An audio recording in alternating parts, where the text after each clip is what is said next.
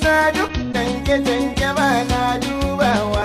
Kama duba in ka rabu da ni wa za ka yi wa.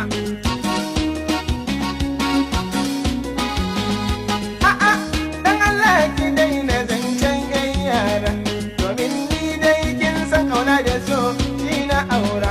Amma yanzu da ni da ke a yau ni na lura, kina ta wahalshe ni ko bai iya ramawa. In ka rama ni da kai fawa ta ka kwaɗewa.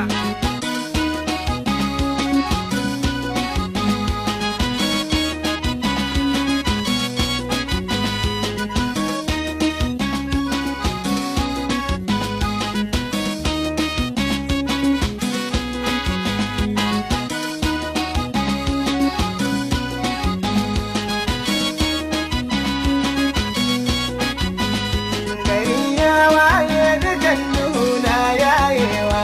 Gari ya waye dukan duhuna yayewa. Gidana duka ga abinci nan bayan kewa, ruwa an shaida duram-duram naka tarawa. Tufafi dukan wata guda naka ɗinkawa, in kawo miki dan gudun zagar mai ɓatawa. To ni wa ma zai zuga ni in damka amawa. Ni dai ai baki ji ni na faɗa ba ɗan huce, tsiran nan kin san in baki ci ba zai lalace. Kuɗi ina baki sai ki je baki da sakance, abincin ci na ko sai kin so kika girkawa. Ni na ƙoshi kuma kuɗin gida na ka aikawa.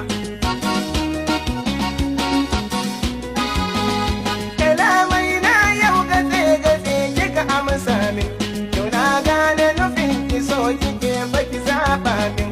To shi kenan duk abin da zan yi ki ce amin, yau zan mutu lallai garar ki zan zama komawa. Kama mutu mana in ka tafi miji zan sakewa.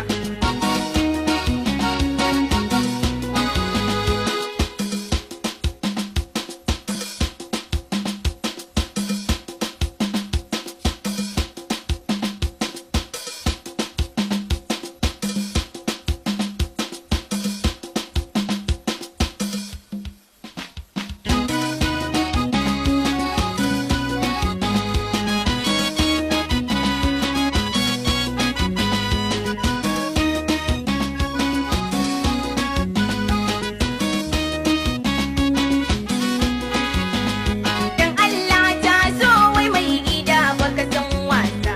Kamar ni ya za a ce da kai na ka sakinsa. Abin da ka yi min da safe ran nan shi yasa. Ma komai ya wuce a bari ma hangawa. Aba, na gwada